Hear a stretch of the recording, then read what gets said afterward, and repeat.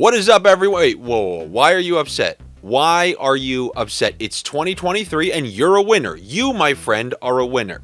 That's all you need to know.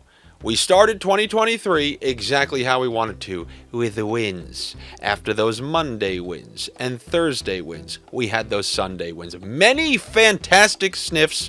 Everything from that sniff. We'll start with a sniff.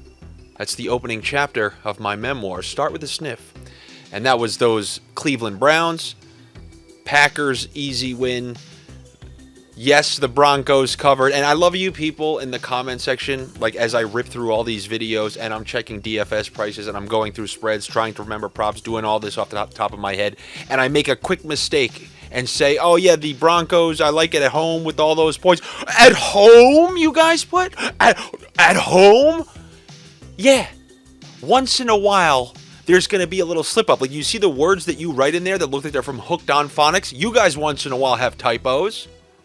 Once in a while, I'm going to slip up. You think, what are the odds that I'm ripping off all these props and prices and theories, but I have no clue where the game is? Yes, it's not going to be plus 14 points at home against Kansas City. But still, what have I said? What have I said all season? I'm never taking somebody under double digits. You give me 14 points, I'm going to take it, and it was an easy win. Home, road, neutral field, in your backyard. That was going to be a cover, and that's exactly what it was. Mike Evans, easy. Tyler Algier, not so easy, but he still hit the over. Many winning bets were on the plate yesterday. I'm going to try to do my best for you to roll that into this Monday Night Football. A fantastic game that I'm looking forward to. The Broncos did something to me, man. Like earlier this season, every Sunday Night Football, the Broncos. Monday night, Thursday, London, the Broncos. Every week we had the Broncos. They really soured this whole season of primetime football for me. But my God, is this as good as it gets? The Bills versus the Bengals. And not just because, two good teams, two AFC. The amount that's on the line in this game, I'm going to tell you about it in 2 seconds because there's something that's equally as exciting, and that's the DraftKings Sportsbook promotion. You bet $5 on any team in this game. Guess what? You're right, you're wrong, doesn't matter. DraftKings Sportsbook is going to credit you with $200 in free bet credits to use on whatever you want. So make sure you check the specifics and regional restrictions in the description of the video, and then they're going to give you the link to take you to DraftKings Sportsbook and create that new account. So the reason this game is unbelievably important is if the Bengals win, then now they're in a position where they're going to be the 2 seed if they go on and beat Baltimore next week. And now Buffalo, after being the 1 seed all year looking at that bye, is going to get one home game, and then they would most likely have to go into Cincinnati and then into Kansas City, their nemesis, their kryptonite in the playoffs. The whole year, you can tell, has been that AFC Championship or that matchup versus the Chiefs has to be in Buffalo, and that is what's on the line in this game. I really am so excited to watch it. As far as the bets go, I got good news, I got bad news. Bad news, I have no clue who's going to win. It's just too hard to tell. It really is. When you look at the way the Bengals have been playing, then they're getting, I know that you don't think anything of it, but you're getting Hurst back, and they have their full complement of wide receivers. And it's just like, it doesn't matter what defense you kind of have. As long as the offensive line even gives remotely good play, they're going to have their openings. They're going to have their opportunities.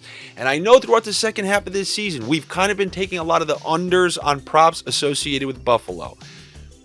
Buffalo, I don't think you're going to see that version. They're kind of lackluster trying to just sneak their way through this game. It's another close game, and then they pulled away in the fourth quarter. Not so good against Chicago. They know what's on the line for this one. I think you're getting early season Buffalo. I think you're getting Allen slinging it all over the field. I would not be surprised if this game rivals what you see when the Chiefs play the Bills or when the Chiefs play the Bengals, which is why I'm going to be pressing heavily on the Buffalo props. I don't know if they're going to win, but because all those weapons are back on Cincinnati's side, it's so hard to say. Sometimes you see Chase go off, then Higgins go off, and now that they have those other weapons, Mixon's back, it's just difficult to assess. But one thing I do know is those weeks of semi-struggling from Buffalo are giving me numbers that I like. No different that you've seen me do with Tom Brady and Evans, and no different that you see me do with Mike Williams and Allen, and now after a couple weeks where it's like, oh, we cannot give low numbers on those guys anymore. I think we got low numbers from previous weeks of poor play from Buffalo. I'm taking the over on Josh Allen passing yards. He's going to be pressing the issue in this one. Regardless of the temperature situation, we know he has the arm that cuts like a knife. Do you guys know what that song is? My mom used to love Bryan Adams, so I think it's Bryan Adams because it's just stuck in the back of my head from hearing it in the car as a kid. The over on Josh Allen's passing yards, along with the over on 1.5 touchdown passes. I truly think that this version of Buffalo is going to mimic that early season. Very aggressive through the air Buffalo, which means I'm also going to take the over on longest completion for Josh Allen. It's somewhere tucked there in the 30s. I think you're getting deep shots to both Diggs and Davis in this one, which is why I'm taking the over on both of them. Yes, once again, I have found a duo of receivers. Are you kidding? Their total combined for the both of them is like 110. 112, Peaches and Cream. Remember that song? I'm taking the over on receiving yards for Stephon Diggs, along with that over on longest reception. Same type of thing for Gabe Davis. They have his total in the 40s. They take 2 deep shots to him a game. That's 1 catch. I'm going to take the over on his receiving yards. And you know why I'm not taking the over on receptions? I think it's like 3.5. Because sometimes he just gets 2, but it's like 2 for 75. So I'll take the over on both Diggs and Gabe Davis. And I will also take the longest reception for Diggs. You ready? Those really are the bets that I got for you. I will be back with you guys. There's no Thursday night football, but we got some Saturdays, right?